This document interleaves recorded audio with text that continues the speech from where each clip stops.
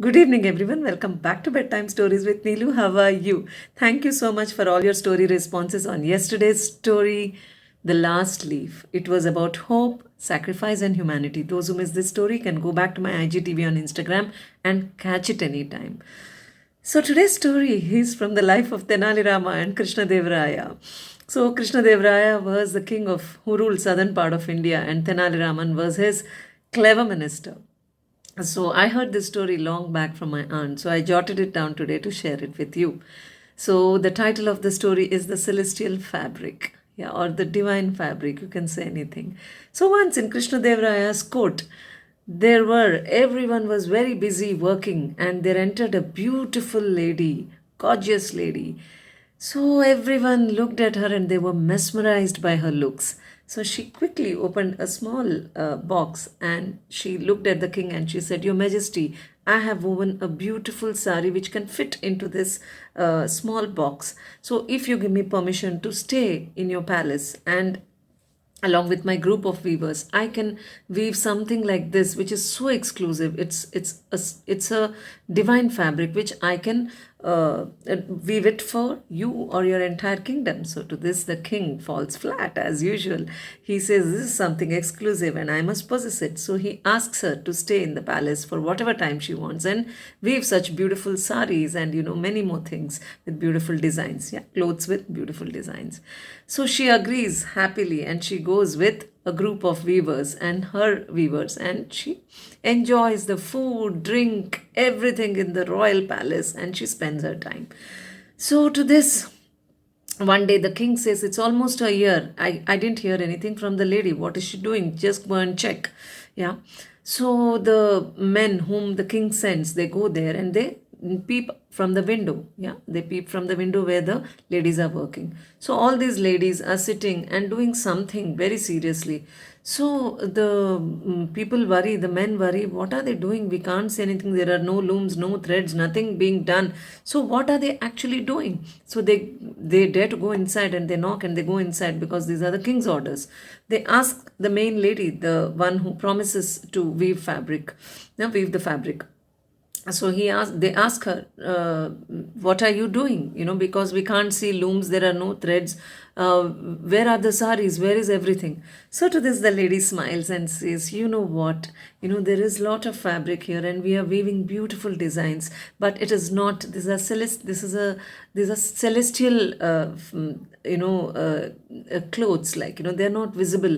The fabric is not visible to those who the celestial is only visible to those who have a very pure heart and whose parents have not sinned. So to this the men wonder, if we are not being able to see, that means something has gone wrong in our previous generations, or we must have committed a lot of sins, that's why we are not being able to see. So they quickly disperse and they go to the king and they tell them everything is okay there, and the fabric is beautiful and the design is intricate. And so the king says, okay, then that's fine. So after some time, the king calls the lady. He says, now you need to come and present your fabric as you promised.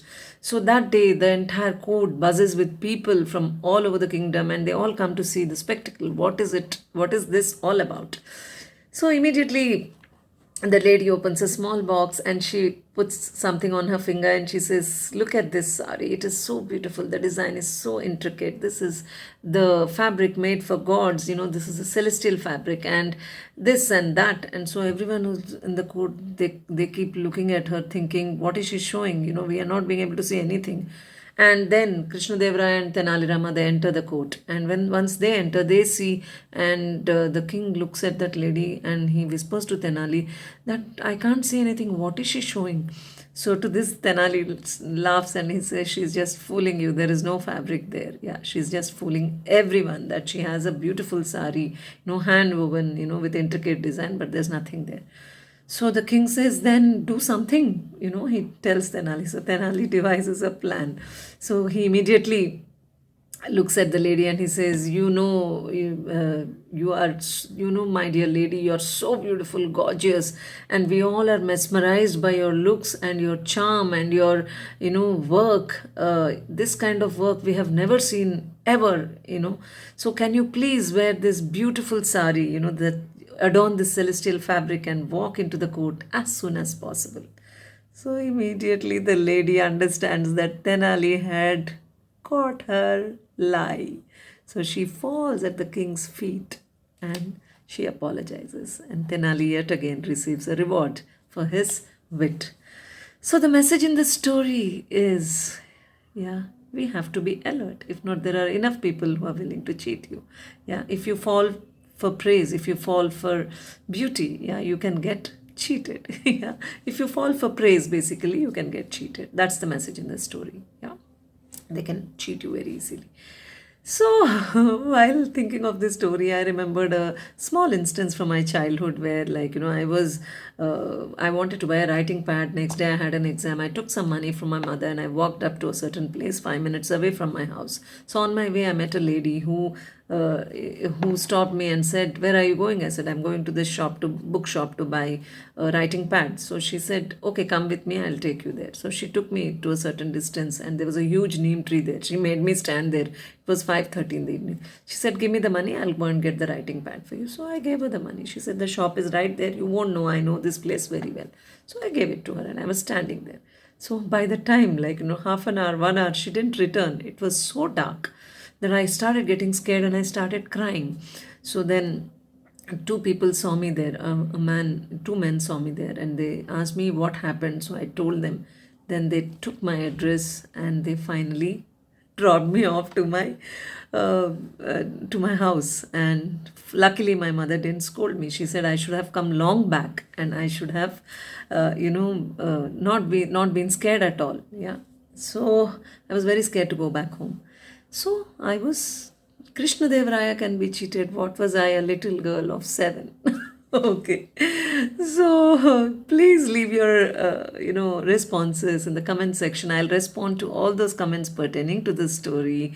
And please sleep well, take care of yourself. I will be here again tomorrow with another new story only on Bedtime Stories with Neelu.